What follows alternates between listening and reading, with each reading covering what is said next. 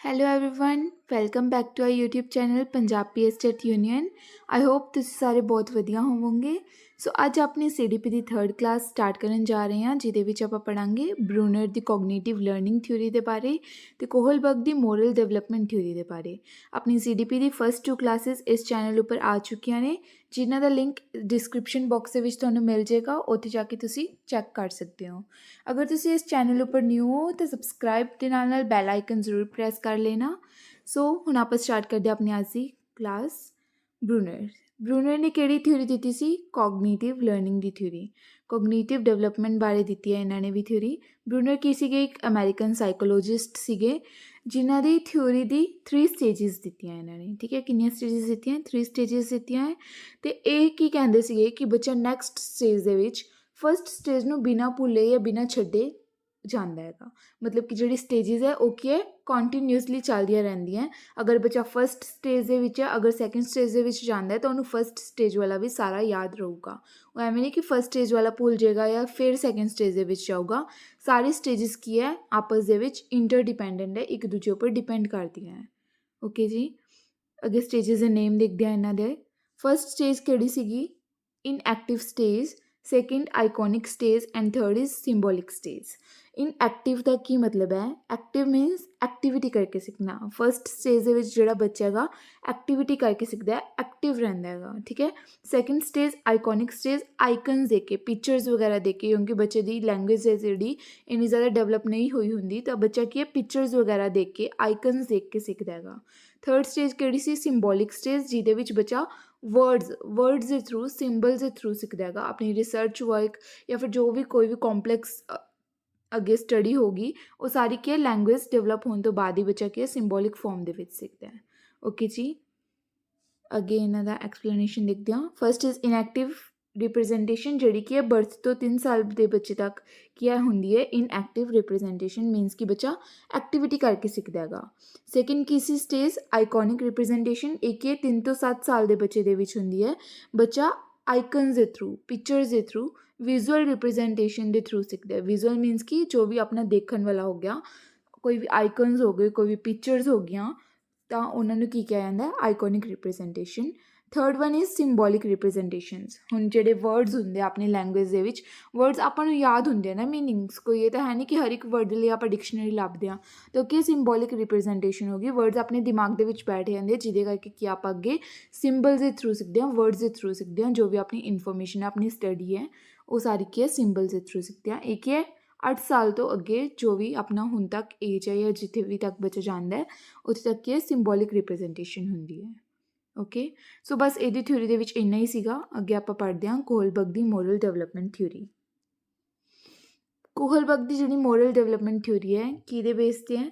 ये मोरैलिटी दे बेस ते है। मोरल डेवलपमेंट तो मतलब की हो गया? Moral values. मोरल वैल्यूज़ मीनस कोई डिसीजन राइट है या रोंग है, सही है या गलत है, ये किहदे नाल पता लगदा? आपां नूं अपनी मोरैलिटी दे नाल पता लगदा है, अपनी मोरल वैल्यूज़ दे नाल पता लगदा है। जो भी सोसाइटी तो आपां नूं की मोरैलिटी मिलदी है, मोरल वैल्यूज़ जो भी आपां सोसाइटी दे विच देखदे हां, अपने समाज दे विच देखदे हां कि की काम गलत हो रहा है, की काम सही हो रहा है, वो सारा आपां नूं की सिखांदा है? मोरल वैल्यूज़ सिखांदा है। समाज दे विच आपां किवें रहना है, किवें सही तरीके दे नाल रहना है, किवें कोई गलत काम नहीं करना, वो सारा किस दे विच आ जांदा है? मोरल वैल्यूज़ दे अंदर आ जांदा है। ठीक है, तो कोहलबर्ग दी मोरल डेवलपमेंट दे विच कोहलबर्ग ने मोरैलिटी नूं बहुत ज़्यादा इंपॉर्टेंस दित्ती है। मोरैलिटी उपर दे ही की इहने थ्योरी दित्ती है। ठीक है, जिहदे विच आपां नूं मोरल वैल्यूज़ की दसदी है कि किहड़ा पाथ राइट है तो किहड़ा पाथ रोंग है। मोरल डेवलपमेंट दी थ्योरी नूं होर की कहा जाता है? जेंडर बायस थ्योरी भी कहा जाता है। किहने किहा है gender bias theory? Carol Gilligan ने, जो कि कोहलबर्ग दे ही एक स्टूडेंट सी। ओके, फीमेल सी कैरल गिलिगन, बट उन्होंने जेंडर बायस थ्योरी क्यों किया? क्योंकि कोहलबर्ग की जी मोरल डेवलपमेंट थ्योरी सी, ये सिर्फ मेल सैंपल्स ही लीते गए सी, सिर्फ मेल्स के उपर ही गल की गई है कि जोड़े मेल्स है वो किवें मोरल वैल्यूज़, किवें मोरल डिसीजनस लेंदे है कि किहड़ा पाथ सही है, किहड़ा पाथ गलत है। वो सारे मोरल वैल्यूज़, मोरल डिसीजन सिर्फ मेल सैंपल्स के उपर ही लीते गए हैं मोरल डेवलपमेंट थ्योरी दे विच। पर जिहड़े कोहलबर्ग दी स्टूडेंट सी कैरल गिलिगन, उन्होंने इस थ्योरी नूं इस लई की किया जेंडर बायस थ्योरी, क्योंकि इस थ्योरी दे विच फीमेल्स बारे कोई भी गल नहीं की गई। ओके, सो अगे देखते हैं।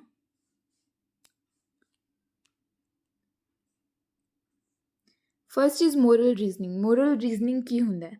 ਜੋ ਵੀ ਆਪਣੇ ਮੋਰਲ ਡਿਸੀਜ਼ਨਸ ਨੇ ਕਿ ਆਪਾਂ ਕਿਹੜਾ ਪਾਥ ਚੂਜ਼ ਕਰਨਾ ਹੈ। ਹੁਣ ਕਈ ਵਾਰੀ ਆਪਣੀ ਲਾਈਫ ਦੇ ਵਿੱਚ ਕੀ ਹੈ, ਕੋਈ 2 ਡਿਸੀਜ਼ਨ 3 ਡਿਸੀਜ਼ਨਸ ਹੁੰਦੇ ਆ ਕਿ ਆਪਾਂ ਕਿੱਧਰ ਜਾਣਾ ਹੈ, ਤਾਂ ਉਹ ਕੀ ਆਪਣੀ ਮੋਰਲ ਵੈਲਿਊਜ਼ ਦੇ ਉੱਪਰ ਆਪਾਂ ਡਿਸਾਈਡ ਕਰਦੇ ਹਾਂ ਕਿ ਹਾਂ ਕਿਹੜਾ ਪਾਥ, ਕਿਹੜਾ ਰਸਤਾ ਆਪਣੇ ਲਈ ਕੀ ਹੈ, ਸਹੀ ਹੈ।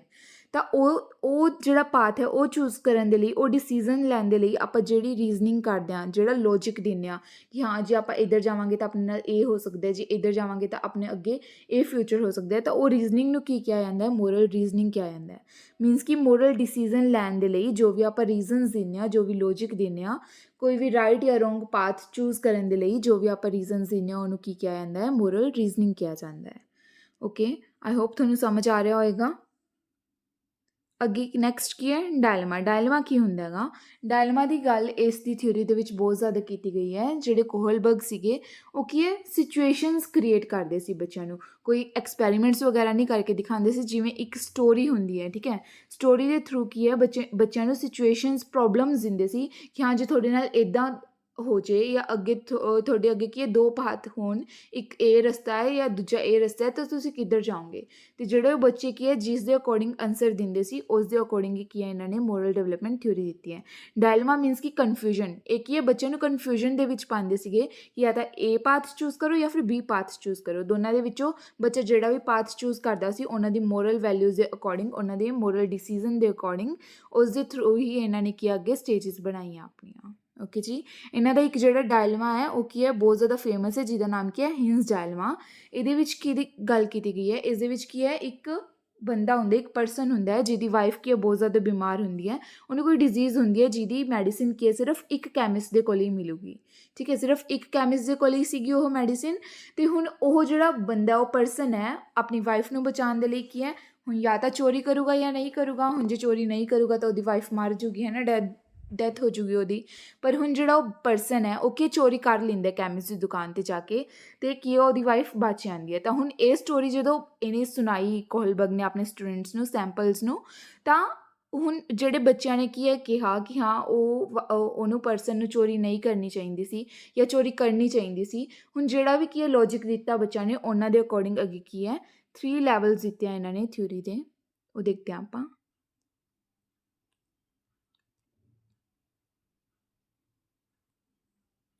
ਇਹਨਾਂ ਨੇ ਕੀ ਹੈ 3 ਲੈਵਲ ਦਿੱਤੇ ਹੈ, pre conventional level, conventional level and post conventional level. ਹੁਣ ਹਰ ਇੱਕ ਲੈਵਲ ਦੀ ਕੀ ਹੈ ਅੱਗੇ 2 ਸਟੇਜਿਸ ਹੈ। ਫਸਟ ਪ੍ਰੀ ਕਨਵੈਨਸ਼ਨਲ ਲੈਵਲ 'ਚ ਕੀ ਹੈ, ਡਿਸਟਰੀਬਿਊਟਿਵ ਰੀਅਲਿਜ਼ਮ ਵੀ ਕਿਹਾ ਜਾਂਦਾ ਹੈ। ਪ੍ਰੀ ਕਨਵੈਨਸ਼ਨਲ ਲੈਵਲ ਕੀ ਹੈ 3 ਤੋਂ 7 ਸਾਲ ਦੇ ਬੱਚੇ 'ਚ ਹੁੰਦਾ ਹੈ। ਇਹਦੇ ਵਿੱਚ ਕੀ ਹੈ, ਬੱਚੇ ਨੂੰ ਕੋਈ ਮੋਰੈਲਿਟੀ ਬਾਰੇ, ਕੋਈ ਮੋਰਲ ਵੈਲਿਊਜ਼ ਬਾਰੇ, ਕੋਈ ਮੋਰਲ ਡਿਸੀਜ਼ਨਸ ਬਾਰੇ ਬੱਚਾ ਖੁਦ ਨਹੀਂ ਲੈਂਦਾ। ਸਿਰਫ ਜਿਵੇਂ ਸੁਸਾਇਟੀ ਉਹਨੂੰ ਕਰਨ ਨੂੰ ਕਹਿੰਦੀ ਹੈ ਉਵੇਂ ਹੀ ਉਹ ਕਰਦਾ। ਹੁਣ ਆਪਾਂ ਦੇਖਿਆ 3 ਤੋਂ 7 ਸਾਲ ਵਾਲਾ ਬੱਚਾ ਕੀ ਹੀ ਮੋਰਲ ਵੈਲਿਊਜ਼ ਹੋਣਗੀਆਂ ਉਹਦੇ ਵਿੱਚ, ਹੈ ਨਾ। ਜਿਵੇਂ ਸੁਸਾਇਟੀ ਕੀ ਆ ਉਹਨਾਂ ਨੂੰ ਕੰਮ ਕਰਨ ਦੇ ਲਈ ਕਹਿੰਦੀ ਆ, ਉਹਨਾਂ ਨੂੰ ਕੋਈ ਕੁਛ ਕਹਿੰਦੀ ਆ, ਉਵੇਂ ਕੀ ਆ ਉਹ ਬੱਚਾ ਕਰਦਾ, ਉਵੇਂ ਬੱਚਾ ਸਿੱਖ ਜਾਂਦਾ ਹੈਗਾ। ਤਾਂ ਪ੍ਰੀ ਕਨਵੈਨਸ਼ਨਲ ਦੇ ਵਿੱਚ ਕੀ ਹੈ, ਬੱਚੇ 'ਤੇ ਇੰਪੋਜ਼ ਕੀਤਾ ਜਾਂਦਾ ਜੋ ਵੀ ਉਹਦੀ ਮੋਰਲ ਵੈਲਿਊਜ਼ ਹੈ। ਬੱਚਾ ਖੁਦ ਆਪਦੀ ਇੰਡੀਵਿਜੂਅਲੀ ਕੁਛ ਵੀ ਨਹੀਂ ਸੋਚ ਪਾਉਂਦਾ, ਚਾਹੇ ਉਹਦੇ ਪੇਰੈਂਟਸ ਹੋਣ, ਚਾਹੇ ਟੀਚਰਸ ਹੋਣ, ਚਾਹੇ ਸੁਸਾਇਟੀ ਹੋਵੇ, ਸਾਰਾ ਕੁਛ ਕੀ ਆ ਉਹਦੇ ਉੱਤੇ ਇੰਪੋਜ਼ ਕੀਤਾ ਜਾਂਦਾ। ਓਕੇ, ਸੋ ਇਸ ਦੇ ਵਿੱਚ ਕੀ ਹੈ 2 ਸਟੇਜਿਸ ਦੀ ਗੱਲ ਕੀਤੀ ਹੈ ਲੈਵਲ 1 ਦੇ ਵਿੱਚ। ਫਸਟ ਸਟੇਜ ਕਿਹੜੀ ਹੈ, ਓਬੀਡੀਐਂਸ ਐਂਡ ਪਨਿਸ਼ਮੈਂਟ ਓਰੀਐਂਟੇਸ਼ਨ।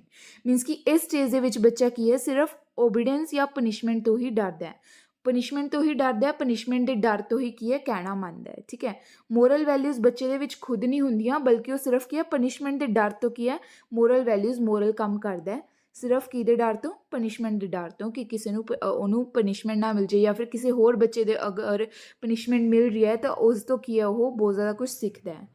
ਠੀਕ ਹੈ, ਸੈਕਿੰਡ ਸਟੇਜ ਕਿਹੜੀ ਹੈ ਫਸਟ ਲੈਵਲ ਦੀ, ਇੰਸਟਰੂਮੈਂਟਲ ਓਰੀਐਂਟੇਸ਼ਨ ਕਹਿ ਦਿੰਦੇ ਹਾਂ ਇਹਨੂੰ ਆਪਾਂ, ਜਾਂ ਫਿਰ ਇੰਡੀਵਿਜੂਅਲਿਜ਼ਮ, ਜਾਂ ਫਿਰ ਐਕਸਚੇਂਜ ਪਰਸਨਲ ਰਿਵਾਰਡ ਓਰੀਐਂਟੇਸ਼ਨ। ਹੁਣ ਇਸ ਸਟੇਜ ਦੇ ਵਿੱਚ ਕੀ ਹੈ ਮਿਊਚੁਅਲ ਐਕਸਚੇਂਜ ਦੇਖਦਾ ਬੱਚਾ, ਕਿ ਅਗਰ ਇੱਕ ਬੱਚੇ ਨੇ ਕੀ ਆ ਉਹਦੀ ਕਾਪੀ 'ਤੇ ਕੋਈ ਕਾਂਟਾ ਮਾਰਤਾ ਜਾਂ ਕਾਪੀ ਫਾੜਤੀ, ਤਾਂ ਉਹ ਬੱਚਾ ਕੀ ਹੈ ਉਸ ਬੱਚੇ ਦੀ ਵੀ ਕੀ ਹੈ ਕਾਪੀ ਫਾੜ ਦਿੰਦਾ ਜਾਂ ਕਾਂਟਾ ਮਾਰ ਦਿੰਦਾ। ਕਿਉਂ? ਇਹ ਕੀ ਟਿਟ ਫੋਰ ਟੈਟ ਵਾਲੀ ਸਿਚੁਏਸ਼ਨ ਹੈ ਕਿ ਅਗਰ ਤੂੰ ਮੇਰੇ ਨਾਲ ਕੁਛ ਬੁਰਾ ਕੀਤਾ ਤਾਂ ਮੈਂ ਵੀ ਤੇਰੇ ਨਾਲ ਕੀ ਹੈ ਬਰਾਬਰ ਕਰੂੰਗਾ, ਅਗਰ ਤੁਸੀਂ ਮੇਰੇ ਤੋਂ ਕੋਈ ਕੰਮ ਲੈਣਾ ਤਾਂ ਮੈਂ ਵੀ ਤੁਹਾਡੇ ਤੋਂ ਕੀ ਹੈ ਬਰਾਬਰ ਕੰਮ ਲਊਂਗਾ। ਅਤੇ ਇਸ ਬੱਚੇ ਦੇ ਵਿੱਚ ਕੀ ਹੈ, ਇਸ ਸਟੇਜ ਦੇ ਵਿੱਚ ਬੱਚੇ ਦੇ ਵਿੱਚ ਕੀ ਹੈ ਟਿਟ ਫੋਰ ਟੈਟ ਵਾਲੀ ਸਿਚੁਏਸ਼ਨ ਆ ਜਾਂਦੀ ਹੈ। ਹੁਣ ਆਪਾਂ ਫਸਟ ਲੈਵਲ ਦੇਖਿਆ ਸੀਗਾ, ਉਹਦਾ ਨਾਮ ਕੀ ਸੀ, ਪ੍ਰੀ ਕਨਵੈਨਸ਼ਨਲ ਲੈਵਲ। ਉਹਦੀਆਂ ਅੱਗੇ 2 ਸਟੇਜਿਸ ਸੀਗੀਆਂ। ਫਸਟ ਕਿਹੜੀ ਸੀ, obedience and punishment stage. Second one is mutual exchange ਤੁਸੀਂ ਯਾਦ ਰੱਖ ਸਕਦੇ ਹੋਗੇ, ਜਾਂ ਫਿਰ ਪਰਸਨਲ ਰਿਵਾਰਡ ਓਰੀਐਂਟੇਸ਼ਨ ਵੀ ਕਹਿ ਸਕਦੇ ਹੋ। ਇਸ ਦੇ ਵਿੱਚ ਕੀ ਹੈ ਬੱਚਾ, ਟਿਟ ਫੋਰ ਟੈਟ ਵਾਲੀ ਸਿਚੁਏਸ਼ਨ ਹੈ ਕਿ ਮਿਊਚੁਅਲ ਐਕਸਚੇਂਜ ਮਤਲਬ ਕਿ ਦੋਨਾਂ ਦਾ ਫਾਇਦਾ, ਦੋਨਾਂ ਦਾ ਐਕਸਚੇਂਜ। ਅਗਰ ਇੱਕ ਬੱਚਾ ਦੂਜੇ ਦੇ ਕੰਮ ਆ ਰਿਹਾ ਤਾਂ ਦੂਜਾ ਵੀ ਕੀ ਹੈ ਉਸ ਤੋਂ ਕੰਮ ਲਊਗਾ, ਠੀਕ ਹੈ, ਟਿਟ ਫੋਰ ਟੈਟ। ਸੋ ਅੱਗੇ ਆਪਾਂ ਕੀ ਹੈ ਸੈਕਿੰਡ ਲੈਵਲ ਦੇਖਦੇ ਹਾਂ। ਸੈਕਿੰਡ ਲੈਵਲ ਹੈ ਆਪਣਾ ਕਨਵੈਨਸ਼ਨਲ ਲੈਵਲ, ਜਾਂ ਫਿਰ ਜਿਹਨੂੰ ਆਪਾਂ ਕਹਿ ਦਿੰਦੇ ਹਾਂ ਮੋਰਲ ਰੀਅਲਿਜ਼ਮ ਲੈਵਲ। ਇਹ ਕੀ ਹੈ 10 ਸਾਲ ਤੋਂ ਉੱਪਰ ਵਾਲਾ, 10 ਸਾਲ ਤੋਂ ਐਡਲਟਹੁੱਡ ਤੱਕ ਦਾ, 10 ਤੋਂ 18 ਜਾਂ 10 ਤੋਂ 19 ਤੱਕ ਦਾ ਕੀ ਹੈ ਏਜ ਇਹਦੇ ਵਿੱਚ ਆ ਜਾਂਦੀ ਹੈ ਕਨਵੈਨਸ਼ਨਲ ਲੈਵਲ ਦੇ ਵਿੱਚ। ਇਹਦੇ ਵਿੱਚ ਕੀ ਹੈ ਬੱਚਾ ਸਮਝਣ ਲੱਗ ਜਾਂਦਾ। ਹੁਣ ਜਿਵੇਂ ਛੋਟਾ ਬੱਚਾ ਹੁੰਦਾ ਹੈਗਾ, ਉਹ ਕੀ ਹੈ ਕੋਈ ਉਹਦੇ ਅੰਦਰ ਮੋਰਲ ਵੈਲਿਊਜ਼ ਨਹੀਂ ਹੁੰਦੀਆਂ, ਸੁਸਾਇਟੀ ਉਹਨੂੰ ਜਿਵੇਂ ਕਹਿੰਦੀ ਆ ਉਵੇਂ ਹੀ ਉਹ ਕਰਦਾ। ਬਟ ਇਸ ਸਟੇਜ ਦੇ ਵਿੱਚ ਕੀ ਹੈ ਬੱਚਾ ਮੋਰਲ ਵੈਲਿਊਜ਼ ਨੂੰ ਸਮਝਣ ਲੱਗ ਜਾਂਦਾ, ਬਟ ਕਰਦਾ ਉਹ ਉਵੇਂ ਹੀ ਹੈ, ਸੁਸਾਇਟੀ ਦੇ ਵਿੱਚ ਰਹਿੰਦਾ ਹੈ, ਪੇਰੈਂਟਸ ਦੇ ਅਕੋਰਡਿੰਗ ਚੱਲਦਾ ਹੈ, ਟੀਚਰਸ ਦੇ ਅਕੋਰਡਿੰਗ ਚੱਲਦਾ ਹੈ, ਸੁਸਾਇਟੀ ਆਰਡਰਸ ਦੇ ਅਕੋਰਡਿੰਗ ਚੱਲਦਾ ਹੈਗਾ, ਠੀਕ ਹੈ। ਕੋਈ ਆਰਡਰ ਜਾਂ ਲੋ ਉਹ ਚੇਂਜ ਨਹੀਂ ਕਰਦਾ, ਰੂਲਸ ਕੋਈ ਚੇਂਜ ਨਹੀਂ ਕਰਦਾ, ਬਟ ਉਹ ਕੀ ਹੈ ਹੁਣ ਉਸ ਮੋਰਲ ਵੈਲਿਊਜ਼ ਨੂੰ ਸਮਝਣ ਲੱਗ ਜਾਂਦਾ ਹੈਗਾ, ਠੀਕ ਹੈ। ਇਸ ਦੇ ਵਿੱਚ ਕੀ ਹੈ, ਇਸ ਦੇ ਵਿੱਚ ਵੀ ਅੱਗੇ 2 ਸਟੇਜਸ ਆਉਣਗੀਆਂ, ਸਟੇਜ 3 ਐਂਡ ਸਟੇਜ 4। ਸਟੇਜ 3 ਕਿਹੜੀ ਹੈ, good boy nice girl orientation.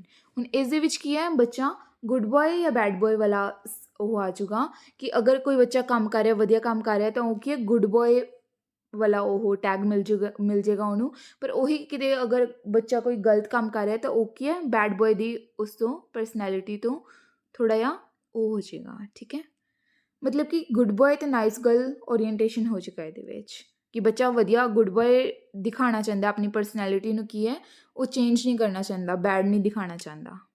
Okay, ਸੋ ਅੱਗੇ ਦੇਖਦੇ ਹਾਂ। ਸਟੇਜ 4 ਕਿਹੜੀ ਹੈ, ਲੋ ਐਂਡ ਆਰਡਰ ਸਟੇਜ। ਇਸ ਦੇ ਵਿੱਚ ਕੀ ਹੈ ਬੱਚੇ ਨੇ ਜਿਹੜੇ ਲੋਜ਼ ਦੇਖੇ ਹੈ, ਜਿਹੜੇ ਰੂਲਸ ਦੇਖੇ ਹੈ, ਬੱਚਾ ਉਹਨੂੰ ਹੀ ਫੋਲੋ ਕਰੇਗਾ। ਅਗਰ ਕੋਈ ਉਹਨਾਂ ਰੂਲਸ ਨੂੰ, ਉਹਨਾਂ ਲੋਜ਼ ਨੂੰ ਤੋੜ ਰਿਹਾ, ਹੁਣ ਜਿਹੜੇ ਬੱਚਿਆਂ ਨੂੰ ਅਗਰ ਹਿੰਸ ਡੈਲਮਾ ਵਾਲਾ ਯਾਦ ਹੋਵੇ ਤੁਹਾਨੂੰ, ਹਿੰਸ ਡੈਲਮਾ ਦੇ ਵਿੱਚ ਜਿਹੜਾ ਕੋਲਬਰਗ ਨੇ ਸਟੋਰੀ ਸੁਣਾਈ ਸੀ ਬੱਚਿਆਂ ਨੂੰ। ਹੁਣ ਜਿਹੜੇ ਬੱਚਿਆਂ ਨੇ ਕਿਹਾ ਕਿ ਉਹਨੂੰ ਚੋਰੀ ਨਹੀਂ ਕਰਨੀ ਚਾਹੀਦੀ ਸੀ, ਕਿਉਂ, ਕਿਉਂਕਿ ਚੋਰੀ ਕਰਨਾ ਬੁਰੀ ਗੱਲ ਹੈ, ਗੰਦੀ ਗੱਲ ਹੈ ਨਾ। ਤਾਂ ਹੁਣ ਉਹ ਬੱਚੇ ਕਿਹੜੀ ਸਟੇਜ ਦੇ ਵਿੱਚ ਆ ਜਾਣਗੇ, ਲੋ ਐਂਡ ਆਰਡਰ ਵਾਲੀ ਸਟੇਜ ਦੇ ਵਿੱਚ ਆ ਜਾਣਗੇ, ਕਿ ਇਹਦਾ ਰੂਲ ਹੈ ਨਾ ਕਿ ਚੋਰੀ ਕਰਨਾ ਕੀ ਗਲਤ ਗੱਲ ਹੈ, ਤਾਂ ਉਹ ਜਿਹੜਾ ਉਹਨੇ ਚੋਰੀ ਕੀਤਾ ਉਹ ਗਲਤ ਹੈ, ਠੀਕ ਹੈ। ਜਿਹੜੇ ਬੱਚੇ ਹੁਣ ਇਹ ਲੌਜਿਕ ਦੇ ਰਹੇ ਨੇ, ਇਹ ਰੀਜ਼ਨਿੰਗ ਦੇ ਰਹੇ ਨੇ ਕਿ ਲੋ ਐਂਡ ਚੋਰੀ ਕਰਨਾ ਗਲਤ ਹੈ, ਉਹ ਕਿਹੜੀ ਸਟੇਜ ਦੇ ਵਿੱਚ ਆ ਜਾਣਗੇ, ਸਟੇਜ 4 ਦੇ ਵਿੱਚ ਆ ਜਾਣਗੇ, ਲੋ ਐਂਡ ਆਰਡਰ ਸਟੇਜ ਦੇ ਵਿੱਚ। ਮੀਨਸ ਕਿ ਜਿਹੜੇ ਰੂਲਸ ਬਣਾਏ ਗਏ ਹੈ ਉਹ ਪਰਸਨਸ ਦੇ ਲਈ ਬਣਾਏ ਗਏ ਹੈ, ਅਤੇ ਅਗਰ ਜਿਹੜੇ ਪੀਪਲ ਹੈ ਉਹ ਲੋ ਜਾਂ ਆਰਡਰ ਕੀ ਹੈ ਚੇਂਜ ਕਰਦੇ ਤੋੜਦੇ ਹੈ ਤਾਂ ਕਿ ਉਹਨਾਂ ਦੇ ਲਈ ਗਲਤ ਗੱਲ ਹੈ। ਲੋ ਐਂਡ ਆਰਡਰ ਸਭ ਤੋਂ ਫਸਟ, ਰੂਲਸ ਆਰ ਰੂਲਸ, ਠੀਕ ਹੈ। ਇਸ ਸਟੇਜ ਦੇ ਵਿੱਚ ਰੂਲਸ ਨੂੰ ਕੀ ਹੈ ਜ਼ਿਆਦਾ ਇੰਪੋਰਟੈਂਸ ਦਿੱਤੀ ਜਾਏਗੀ।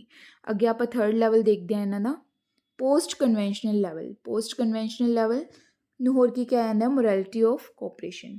ਹੁਣ ਜਿਵੇਂ ਫਸਟ ਲੈਵਲ ਦੇ ਵਿੱਚ ਕੀ ਹੈ ਬੱਚੇ ਦੀ ਖੁਦ ਦੀ ਕੋਈ ਮੋਰੈਲਿਟੀ ਨਹੀਂ ਸੀ, ਸੁਸਾਇਟੀ ਜਿਵੇਂ ਕਰ ਰਹੀ ਸੀ ਬਸ ਉਵੇਂ ਉਹ ਦੇਖ ਕੇ ਕੀ ਹੈ ਸੇਮ ਉਹੀ ਮੋਰਲ ਵੈਲਿਊਜ਼ ਵਗੈਰਾ ਉਹੀ ਸੀਗਾ।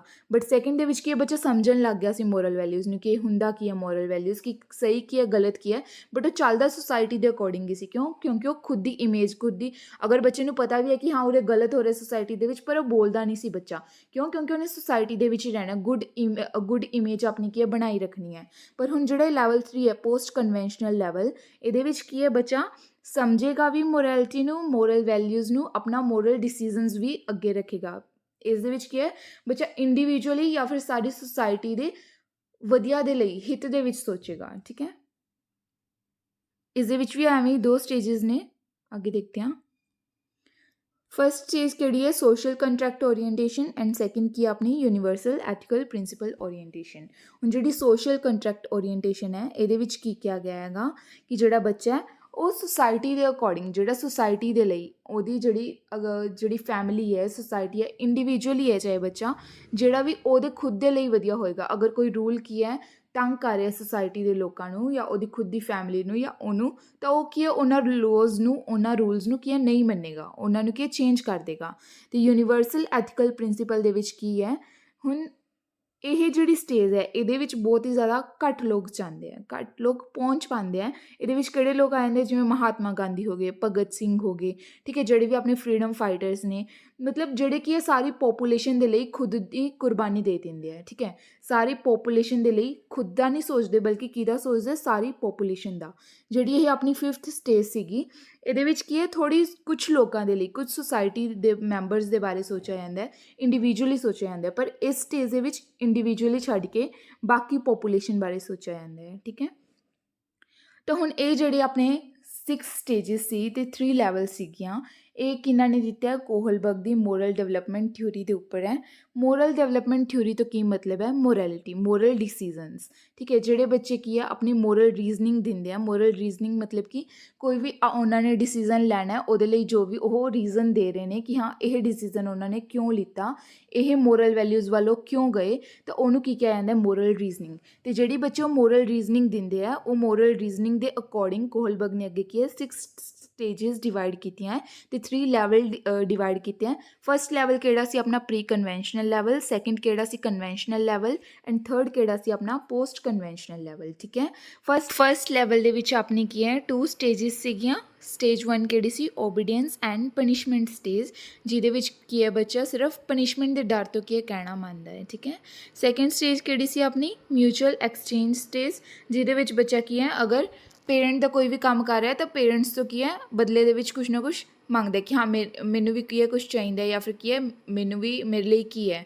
ਤਾਂ ਥਰਡ ਸਟੇਜ ਕਿਹੜੀ ਸੀ? ਆਪਣੀ good boy and good girl stage, ਠੀਕ ਹੈ, ਜਿਹਦੇ ਵਿੱਚ ਕੀ ਹੈ ਬੱਚਾ ਆਪਣੀ ਗੁੱਡ ਪਰਸਨੈਲਿਟੀ, ਗੁੱਡ ਇਮੇਜ ਰੱਖਣਾ ਚਾਹੁੰਦਾ ਹੈਗਾ ਸੁਸਾਇਟੀ ਦੇ ਵਿੱਚ। ਆਪਣੀ ਫੋਰਥ ਸਟੇਜ ਕਿਹੜੀ ਸੀ? ਲੋ ਐਂਡ ਆਰਡਰ ਸਟੇਜ, ਜਿਹਦੇ ਵਿੱਚ ਕੀ ਹੈ ਬੱਚਾ ਰੂਲ ਨੂੰ ਰੂਲ ਮੰਨਦਾ, ਲੋ ਨੂੰ ਲੋ ਮੰਨਦਾ। ਅਗਰ ਕੋਈ ਵੀ ਕੀ ਹੈ ਉਹ ਲੋ ਨੂੰ ਤੋੜਦਾ ਜਾਂ ਰੂਲ ਨੂੰ ਤੋੜਦਾ ਤਾਂ ਉਹ ਕੀ ਹੈ ਉਸਨੂੰ ਪਨਿਸ਼ਮੈਂਟ ਦਾ ਹੱਕਦਾਰ ਮੰਨਦਾ, ਮਤਲਬ ਕਿ ਉਹਨੂੰ ਗਲਤ ਮੰਨਦਾ ਹੈ, ਠੀਕ ਹੈ। ਆਪਣੀ ਫਿਫਥ ਸਟੇਜ ਕਿਹੜੀ ਸੀਗੀ? ਇੰਡੀਵਿਜੂਅਲ ਡਿਸੀਜ਼ਨਸ ਲੈਂਦਾ, ਜਿਹਦੇ ਵਿੱਚ ਆਪਣੇ ਸੋਸ਼ਲ ਕੰਟਰੈਕਟ ਓਰੀਐਂਟੇਸ਼ਨ ਵਾਲੀ ਸਟੇਜ। ਇਹਦੇ ਵਿੱਚ ਕੀ ਹੈ ਬੱਚਾ ਖੁਦ ਦੇ ਬਾਰੇ ਸੋਚਦਾ, ਆਪਣੀ ਫੈਮਿਲੀ ਮੈਂਬਰਸ ਦੇ ਬਾਰੇ ਸੋਚਦਾ, ਆਪਣੀ ਸੁਸਾਇਟੀ ਦੇ ਬਾਰੇ ਸੋਚਦਾ। ਅਗਰ ਕੋਈ ਵੀ ਲੋਕ ਕੀ ਹੈ ਸੁਸਾਇਟੀ ਦੇ ਲਈ ਗਲਤ ਹੈ ਜਾਂ ਸੁਸਾਇਟੀ ਦੀ ਫਰੀडम ਦੇ ਲਈ ਗਲਤ ਹੈ ਤਾਂ ਉਹ ਕੀ ਹੈ ਲੋ ਚੇਂਜ ਹੋ ਜਾਂਦਾ ਹੈਗਾ, ਠੀਕ ਹੈ, ਲੋ ਚੇਂਜ ਕਰ ਦਿੰਦਾ ਹੈਗਾ। ਅਤੇ 6th ਸਟੇਜ ਕਿਹੜੀ ਸੀ? ਆਪਣੀ universal ethical principle orientation. Means ਕੀ ਹੈ ਇਸ ਦੇ ਵਿੱਚ ਪੂਰੀ ਪੋਪੂਲੇਸ਼ਨ ਬਾਰੇ, ਪੂਰੀ ਜਿੰਨੇ ਵੀ ਲੋਕ ਹੈ, ਜਿੰਨੇ ਵੀ ਪੀਪਲ ਨੇ ਸਾਰਿਆਂ ਦੇ ਬਾਰੇ ਸੋਚਿਆ ਜਾਂਦਾ, ਸਾਰਿਆਂ ਦੀ ਭਲਾਈ ਦੇ ਲਈ ਸੋਚਿਆ ਜਾਂਦਾ ਹੈਗਾ। ਖੁਦ ਇੰਡੀਵਿਜੂਅਲੀ ਕਿਸੇ ਇੱਕ ਪਰਸਨ ਦੇ ਬਾਰੇ ਜਾਂ ਕੁਛ ਮੈਂਬਰਸ ਦੇ ਬਾਰੇ ਨਹੀਂ ਸੋਚਿਆ ਜਾਂਦਾ, ਠੀਕ ਹੈ। ਅਤੇ ਹੁਣ ਜਿਹੜੀ ਆਪਾਂ ਬਰੂਨਰ ਦੀ ਥਿਊਰੀ ਪੜ੍ਹੀ ਸੀਗੀ ਕੋਗਨੀਟਿਵ ਲਰਨਿੰਗ ਥਿਊਰੀ, ਉਹਦੇ ਵਿੱਚ ਕਿੰਨੀਆਂ ਸਟੇਜਿਸ ਸੀਗੀਆਂ? 3 ਸਟੇਜਿਸ ਸੀਗੀਆਂ। ਫਸਟ ਸੀਗੀ ਇਨਐਕਟਿਵ ਸਟੇਜ, ਸੈਕਿੰਡ ਸੀਗੀ ਆਈਕੋਨਿਕ ਰਿਪਰੈਜ਼ੈਂਟੇਸ਼ਨ, ਥਰਡ ਸੀ ਆਪਣੀ ਸਿੰਬੋਲਿਕ ਰਿਪਰੈਜ਼ੈਂਟੇਸ਼ਨ। ਇਨਐਕਟਿਵ ਸਟੇਜ ਦੇ ਵਿੱਚ ਕੀ ਹੈ ਬੱਚਾ ਐਕਟੀਵਿਟੀ ਕਰਕੇ ਸਿੱਖਦਾ ਹੈ, ਹੱਥ ਪੈਰ ਮਾਰ ਕੇ ਸਿੱਖਦਾ ਹੈ, ਜਾਂ ਕਿ ਕੁਛ ਵੀ ਡਰੋ ਕਰਕੇ ਦੇਖ ਕੇ ਸੁਣ ਕੇ ਸਿੱਖਦਾ ਹੈ, ਠੀਕ ਹੈ। ਅਤੇ ਸੈਕਿੰਡ ਸਟੇਜ ਕਿਹੜੀ ਸੀ? ਆਪਣੀ ਆਈਕੋਨਿਕ ਸਟੇਜ। ਮੀਨਸ ਕਿ ਬੱਚਾ ਆਈਕਨਸ ਦੇ ਥਰੂ ਦੇਖ ਕੇ, ਕੋਈ ਵੀ ਪਿਕਚਰ ਦੇਖ ਕੇ ਜਾਂ ਫਿਰ ਕੋਈ ਵੀ ਕੀ ਡਾਇਗਰਾਮ ਦੇਖ ਕੇ, ਡਰਾਇੰਗ ਦੇਖ ਕੇ ਕੀ ਸਿੱਖਦਾ ਹੈ। ਥਰਡ ਸਟੇਜ ਕਿਹੜੀ ਸੀ? ਆਪਣੀ ਸਿੰਬੋਲਿਕ ਸਟੇਜ, ਜਿਹਦੇ ਵਿੱਚ ਬੱਚਾ ਕੀ ਹੈ ਵਰਡਸ ਦੇ ਥਰੂ, ਸਿੰਬਲ ਦੇ ਥਰੂ ਸਿੱਖਦਾ ਹੈ। ਓਕੇ, ਸੋ ਅੱਗੇ ਇਸ ਥਿਊਰੀ ਦੀ ਕੀ ਕੁਝ ਆਪਾਂ ਕ੍ਰਿਟਿਸਿਜ਼ਮ ਆਲੋਚਨਾ ਦੇਖਦੇ ਹਾਂ, ਜੋ ਕਿ ਮੈਂ ਪਹਿਲਾਂ ਵੀ ਕਰਵਾਈ ਸੀ ਕਿ ਕੈਰਲ ਗਿਲੀਗਨ ਸੀ ਜਿਹੜੀ, ਇਹ ਕੀ ਹੈ ਇਹਨਾਂ ਦੀ ਹੀ ਸਟੂਡੈਂਟ ਸੀ, ਕੋਹਲਬਰਗ ਦੀ ਸਟੂਡੈਂਟ ਸੀਗੀ, ਜਿਹਨੇ ਕੀ ਕਿਹਾ ਸੀ ਕਿ ਜਿਹੜੀ ਕੋਹਲਬਰਗ ਦੀ ਇਹ ਥਿਊਰੀ ਹੈ ਮੋਰਲ ਡਿਵੈਲਪਮੈਂਟ ਥਿਊਰੀ ਹੈ, ਇਹ ਕੀ ਇੱਕ ਜੈਂਡਰ ਬਾਇਸ ਥਿਊਰੀ ਹੈ। ਕਿਉਂ? ਕਿਉਂਕਿ ਇਸ ਦੇ ਵਿੱਚ ਗਰਲਸ ਦੀ, ਵੂਮਨ ਦੀ ਕੋਈ ਵੀ ਕੀ ਹੈ ਗੱਲ ਨਹੀਂ ਕੀਤੀ ਗਈ ਹੈ। ਹੁਣ ਮੋਰਲ ਵੈਲਿਊਜ਼ ਸਾਰਿਆਂ ਦੇ ਲਈ ਕੀ ਹੈ ਅਲੱਗ ਅਲੱਗ ਹੁੰਦੀ ਹੈ ਨਾ, ਬॉयज़ ਦੇ ਲਈ, ਗਰਲਸ ਦੇ ਲਈ, ਸਾਰਿਆਂ ਦੇ ਲਈ ਅਲੱਗ ਅਲੱਗ ਹੁੰਦੀ ਹੈ। ਬਲਕਿ ਇੱਕ ਪਰਸਨ ਜਾਂ 2 ਪਰਸਨ ਦੀ ਵੀ ਮੋਰਲ ਵੈਲਿਊਜ਼ ਅਲੱਗ ਅਲੱਗ ਹੋ ਸਕਦੀ ਹੈ ਉਹਨਾਂ ਦੇ ਮਾਈਂਡ ਦੇ ਅਕੋਰਡਿੰਗ, ਉਹਨਾਂ ਦੀ ਥਿੰਕਿੰਗ ਦੇ ਅਕੋਰਡਿੰਗ। ਬਟ ਕੈਰਲ ਗਿਲੀਗਨ ਦਾ ਕਹਿਣਾ ਕੀ ਸੀਗਾ ਕਿ ਇਹਨਾਂ ਨੇ ਜਿੰਨੇ ਵੀ ਸੈਂਪਲਸ ਲਿੱਤੇ ਸਾਰੇ ਕਿਹੜੇ ਸੀਗੇ? ਮੇਲ ਸੈਂਪਲ ਸੀਗੇ, ਠੀਕ ਹੈ। ਫੀਮੇਲ ਦਾ ਕੋਈ ਵੀ ਇਹਦੇ ਵਿੱਚ ਰੋਲ ਨਹੀਂ ਸੀਗਾ। ਹੁਣ ਫੀਮੇਲਸ ਕੀ ਹੈ ਜ਼ਿਆਦਾ ਕੇਅਰ ਨਾਲ ਸੋਚਦੀਆਂ ਹੈ ਨਾ, ਜਿਹੜੇ ਮੇਲਸ ਹੈ ਉਹਨਾਂ ਦੇ ਲਈ ਮਤਲਬ ਹੋ ਸਕਦਾ ਹੈ, ਬਟ ਗਰਲਸ ਦੇ ਵਿੱਚ ਕੀ ਹੈ ਜ਼ਿਆਦਾ ਟੈਂਡਰ ਹੁੰਦੀਆਂ, ਗਰਲਸ ਜ਼ਿਆਦਾ ਕੇਅਰ ਵਗੈਰਾ, ਤਾਂ ਉਹਨਾਂ ਦੀ ਜਿਹੜੀ ਮੋਰਲ ਵੈਲਿਊਜ਼ ਹੈ ਜਾਂ ਮੋਰਲ ਰੀਜ਼ਨਿੰਗ ਹੈ ਉਹ ਬॉयਜ਼ ਦੇ ਨਾਲੋਂ ਅਲੱਗ ਹੁੰਦੀ ਹੈ। ਬਟ ਇਹਦੇ ਵਿੱਚ ਇਸ ਥਿਊਰੀ ਦੇ ਵਿੱਚ ਜਿਹੜੇ ਕੋਹਲਬਰਗ ਨੇ ਇਹਨਾਂ ਨੇ ਕੋਈ ਵੀ ਗਰਲਸ ਬਾਰੇ, ਫੀਮੇਲਸ ਬਾਰੇ ਗੱਲ ਨਹੀਂ ਕੀਤੀ, ਠੀਕ ਹੈ। ਤਾਂ ਇਹ ਕੀ ਹੈ ਇੱਕ ਫਸਟ ਆਪਣਾ ਜਿਹੜਾ ਮੇਨ ਇੰਪੋਰਟੈਂਟ ਕ੍ਰਿਟਿਸਿਜ਼ਮ ਸੀ ਕੈਰਲ ਗਿਲੀਗਨ ਦੁਆਰਾ, ਇਹ ਇੰਪੋਰਟੈਂਟ ਹੈ। ਸੈਕਿੰਡ ਕੀ ਹੈ ਜਿਹੜੀ ਇਹਨਾਂ ਦੀ ਮੋਰਲ ਡਿਵੈਲਪਮੈਂਟ ਥਿਊਰੀ ਹੈ। ਹੁਣ ਮੋਰਲ ਵੈਲਿਊਜ਼ ਹਰ ਇੱਕ ਕੰਟਰੀ ਦੀ ਅਲੱਗ ਅਲੱਗ ਹੁੰਦੀ ਹੈ। ਹੁਣ ਜਿਵੇਂ ਇੰਡੀਆ ਦੇ ਲੋਕ ਕੀ ਹੈ ਜ਼ਿਆਦਾ ਫੈਮਿਲੀ, ਜ਼ਿਆਦਾ ਸੁਸਾਇਟੀ ਨੂੰ ਇੰਪੋਰਟੈਂਸ ਦਿੰਦੇ ਹੈ। ਬਟ ਇਹੀ ਅਗਰ ਅਮੈਰੀਕਾ ਵਾਲੀ ਸਾਈਡ ਜਾਂ ਕੀ ਹੈ ਬਾਹਰ ਵਾਲੀ ਸਾਈਡ ਫੋਰਨ ਦੇ ਵਿੱਚ ਕੀ ਹੈ ਜ਼ਿਆਦਾ ਇੰਨੀ ਫੈਮਿਲੀ ਵਗੈਰਾ ਨੂੰ ਇੰਪੋਰਟੈਂਸ ਨਹੀਂ ਦਿੱਤੀ ਜਾਂਦੀ, ਉੱਥੇ ਕੀ ਹੈ ਜ਼ਿਆਦਾ ਇੰਡੀਵਿਜੂਅਲ ਇੰਪੋਰਟੈਂਸ ਦਿੱਤੀ ਜਾਂਦੀ ਹੈ। ਤਾਂ ਉੱਥੇ ਕੀ ਹੈ ਸਾਰੇ ਕਲਚਰ ਦੇ ਅਕੋਰਡਿੰਗ ਜਾਂ ਕੰਟਰੀ ਦੇ ਡਿਫਰੈਂਸ ਦੇ ਅਕੋਰਡਿੰਗ ਕੀ ਹੈ ਮੋਰਲ ਵੈਲਿਊਜ਼, ਮੋਰਲ ਰੀਜ਼ਨਿੰਗ ਅਲੱਗ ਅਲੱਗ ਹੋ ਸਕਦੀ ਹੈ, ਤਾਂ ਉਹ ਸਾਰਿਆਂ 'ਤੇ ਸੇਮ ਨਹੀਂ ਹੁੰਦੀ। ਤਾਂ ਇਹ ਵੀ ਕਿ ਆਪਣੀ ਕ੍ਰਿਟਿਸਿਜ਼ਮ ਹੈ। ਥਰਡ ਕੀ ਸੀ? Hypothetical situations. ਮੀਨਸ ਕਿ ਜੋ ਵੀ ਇਹ ਡਿਵੈਲਪਮੈਂਟ ਸੀ, ਮੋਰਲ ਡਿਵੈਲਪਮੈਂਟ ਦਿੱਤੀ ਹੈ ਇਹਨਾਂ ਨੇ ਥਿਊਰੀ, ਇਸ ਦੇ ਉੱਤੇ ਕੋਈ ਵੀ ਇਹਨਾਂ ਨੇ ਐਕਸਪੈਰੀਮੈਂਟ ਨਹੀਂ ਕੀਤਾ, ਕੋਈ ਵੀ ਪ੍ਰੂਫ ਨਹੀਂ ਹੈ ਆਪਣੇ ਕੋਲ। ਬਲਕਿ ਇਹ ਸਾਰੇ ਕਿਸੇ ਇੱਕ ਡਾਇਲਮਾ ਸੀ, ਮਤਲਬ ਇਹ ਸਟੋਰੀਜ਼ ਸੀਗੀਆਂ ਜਿਹੜੀ ਇਹ ਬੱਚਿਆਂ ਨੂੰ ਕਿ ਸਟੋਰੀਜ਼ ਸੁਣਾਉਂਦੇ ਸੀ, ਕਨਫਿਊਜ਼ਨ ਦੇ ਵਿੱਚ ਪਾਉਂਦੇ ਸੀ।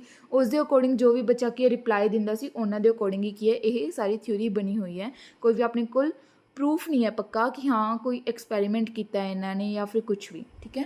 ਤਾਂ ਇਸ ਦੇ ਨਾਲ ਹੀ ਆਪਣਾ ਜਿਹੜਾ ਅੱਜ ਦਾ ਲੈਕਚਰ ਹੈ ਉਹ ਉਰੀ ਖਤਮ ਹੁੰਦਾ ਹੈ। ਅਗਰ ਤੁਹਾਨੂੰ ਕੋਈ ਵੀ ਦਿੱਕਤ ਹੈ ਇਸ ਦੇ ਵਿੱਚ ਤਾਂ ਤੁਸੀਂ ਕਮੈਂਟ ਸੈਕਸ਼ਨ ਦੇ ਵਿੱਚ ਪੁੱਛ ਸਕਦੇ ਹੋ, ਅਤੇ ਪਲੀਜ਼ ਕਮੈਂਟ ਕਰਕੇ ਜ਼ਰੂਰ ਦੱਸਿਆ ਕਰੋ ਕਿ ਤੁਹਾਨੂੰ ਲੈਕਚਰ ਕਿਵੇਂ ਦਾ ਲੱਗਿਆ, ਤਾਂ ਕਿ ਮੈਂ ਅੱਗੇ ਆਉਣ ਵਾਲੀ ਵੀਡੀਓਜ਼ ਦੇ ਵਿੱਚ ਕੋਈ ਨਾ ਕੋਈ ਸੁਧਾਰ ਕਰ ਸਕਾਂ, ਜਾਂ ਜੋ ਵੀ ਤੁਹਾਨੂੰ ਸਮਝ ਨਹੀਂ ਆ ਸਕਦਾ ਆਉਂਦਾ ਉਹਦੇ ਵਿੱਚ ਕੀ ਆ ਕੁਛ ਨਾ ਕੁਛ ਚੇਂਜਸ ਕਰ ਸਕਾਂ, ਠੀਕ ਹੈ। ਤਾਂ ਕਮੈਂਟ ਕਰਕੇ ਜ਼ਰੂਰ ਦੱਸਣਾ ਕਿ ਕਿਵੇਂ ਲੱਗਿਆ ਲੈਕਚਰ, ਅਤੇ ਅਗਰ ਵਧੀਆ ਲੱਗਿਆ ਤਾਂ ਪਲੀਜ਼ ਲਾਈਕ ਅਤੇ ਸ਼ੇਅਰ ਜ਼ਰੂਰ ਕਰਨਾ। Thank you very